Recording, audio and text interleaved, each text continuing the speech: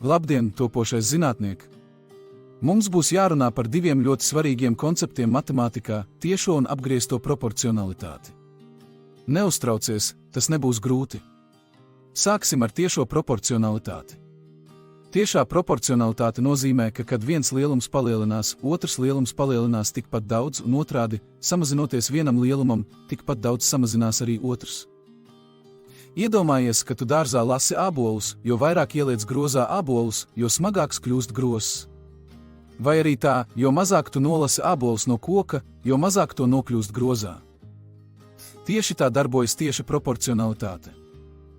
Lielumi ir tieši proporcionāli, ja vienu no tiem palielinot vairākas reizes, otrs atbilstoši palielinās tikpat reizes. Tagad aplūkosim apgriezto proporcionalitāti. Šoreiz, kad viens lielums palielinās, otrs lielums samazinās. Un otrādi samazinoties vienam lielumam, otrs palielinās.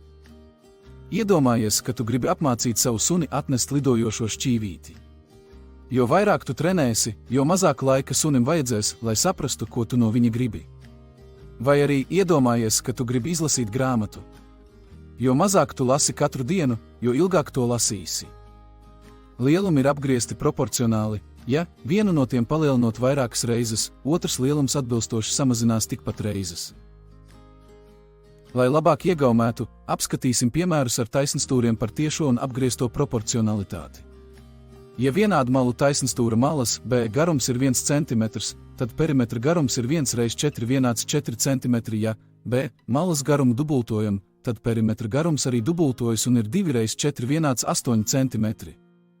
Tagad patstāvīgi dubulto 2 cm malas garumu un uzzini, vai dubultojas taisnstūra perimetra garums. Kad būsi paveicis, turpini skatīties video.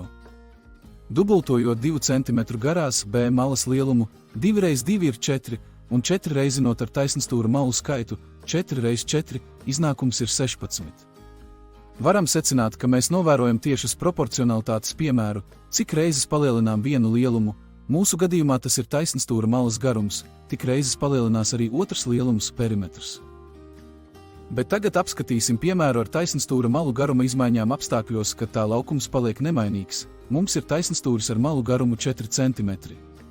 Palielinot malu garumu platumā, samazināsies malu garums augstumā, vai arī palielinot malu garumu augstumā, samazinās malu garums platumā.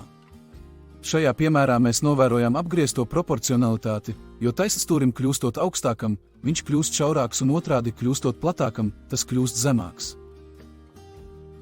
Tātad tiešā un apgrieztā proporcionalitāte ir divi veidi, kā lielumi var mainīties.